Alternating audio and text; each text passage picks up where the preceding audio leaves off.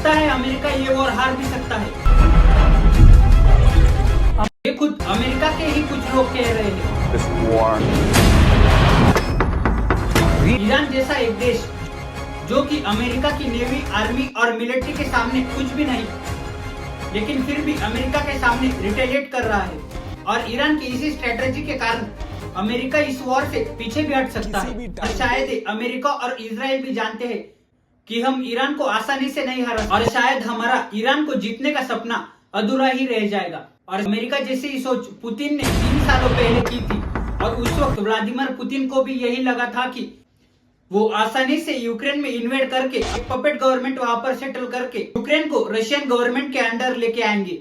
लेकिन 3 सालों पहले यूक्रेन था और आज ईरान, दोनों ही देश अपने अस्तित्व की लड़ाई लड़ रहे हैं, जिनमें ये कुछ हद तक कामयाबी हो गए हैं। इस इजराइल ईरान वॉर में सबसे ज्यादा नुकसान तो गल्फ कंट्रीज का हो रहा है। दोस्तों ये वही गल्फ कंट्रीज है जहां पर अमेरिका के मिलिट्री बेसेस है और इन्हीं मिलिट्री बेसेस पर ईरान जमकर हमला बोल रहा है।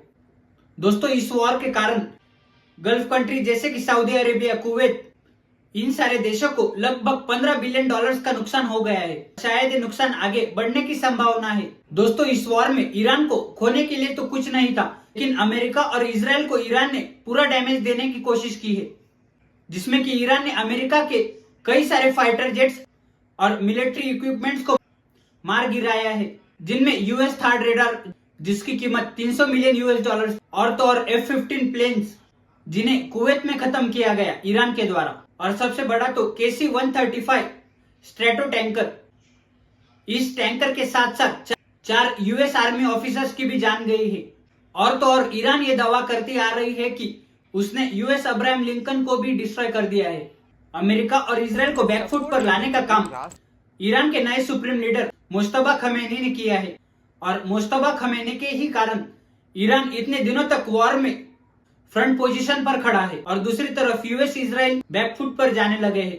ये वॉर कैसे रोकी जाए ये सोच रहे हैं। दोस्तों इस वॉर में पूरी दुनिया को ऑयल क्राइसिस से गुजरना पड़ रहा है, इसमें कि इंडिया जैसा बड़ा देश भी शामिल है जो कि ऑयल का एक one of the largest consumer है। और अगर ये वॉर शायद कुछ दिनों तक और चला तो पूरी दुनिया में ही ऑयल के प्राइसेस आसमान छूने लगेंगे। दोस्तों ऑयल आज के समय पर $100 पर बैरल के भी ऊपर है, क्योंकि इसका एक ही कारण है, स्ट्रेट ऑफ हॉर्मुज ईरान की कंट्रोल में है। और जब तक ये वॉर चल रही है ईरान इस स्ट्रेट ऑफ हॉर्मुज को बाकी देशों के लिए खुला नहीं करने वाली। इसी के कारण आगे भी ऑयल के प्राइसेस बढ़ते ही जाएंगे। अगर ये वॉर नहीं रुकी तो ईरान को आसानी से हराने वाली थी, वो आज स्ट्रेट ऑफ हॉर्मुज पर भी कब्जा नहीं कर पाई। और अमेरिका के ही लीडर्स ये दावा कर रहे हैं कि US navy straight of Hormuz को कंट्रोल नहीं कर पाई और ईरान स्ट्रेट ऑफ हॉर्मुज के मामले में अमेरिका को हरा चुका है। डोनाल्ड ट्रंप के मिनिस्टर्स में से एक का दावा यह है कि अमेरिका अब स्ट्रेट ऑफ हॉर्मुज को अब कंट्रोल नहीं कर पाएगी। इसी के कारण ईरान इस वॉर में लीड कर रहा है, लेकिन इसका सबसे बड़ा नुकसान गल्फ कंट्रीज और बाकी दुनिया को हो रहा है, जिन्हें इस ऑयल की सख्त जरूरत है।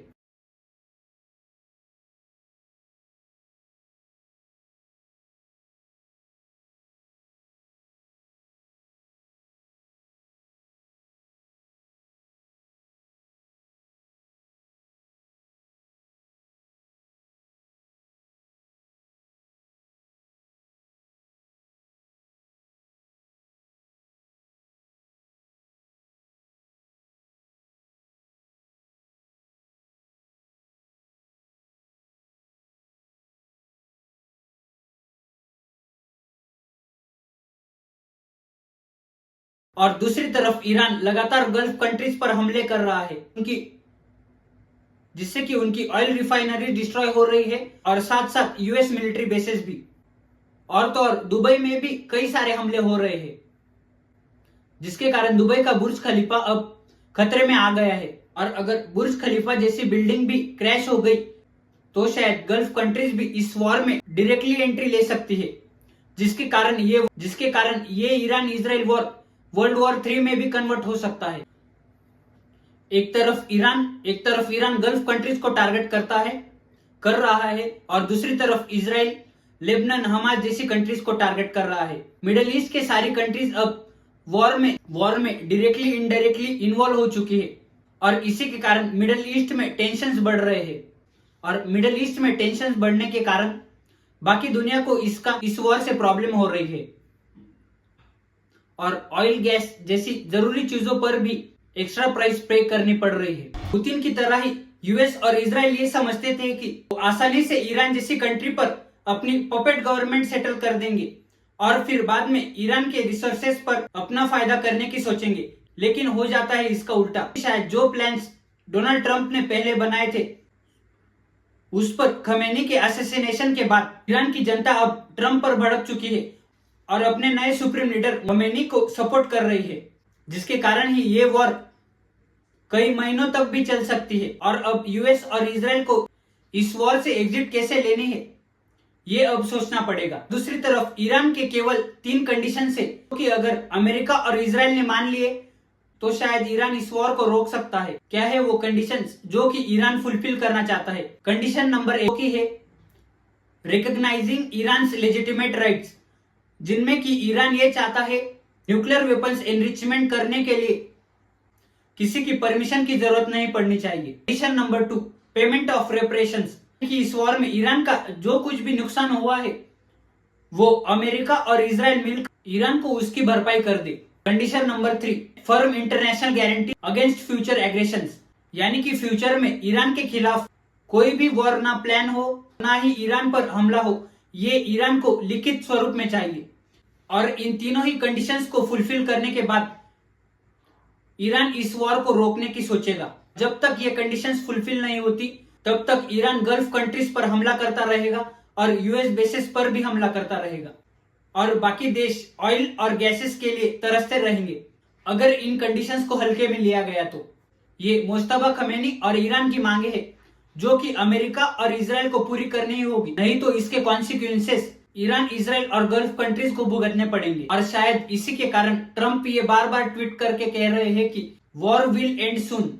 जो देश गल्फ कंट्रीज से ऑयल इंपोर्ट करते हैं उन देशों में गल्फ कंट्रीज के ही ऑयल रिफाइन करने की क्षमता है और वो रिफाइनरीज बस गल्फ कंट्रीज के ही ऑयल रिफाइन कर सकती है।